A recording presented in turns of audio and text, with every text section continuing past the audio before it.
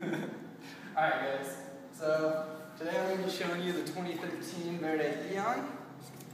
We're going to take this thing outside where we can see it in the light.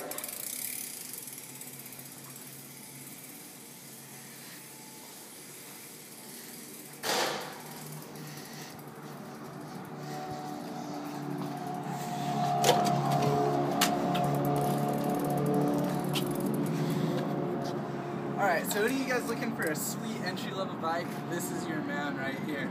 They're $349.99, and it comes with all sorts of sick features to make it look like a pro-level bike without the pro-level price.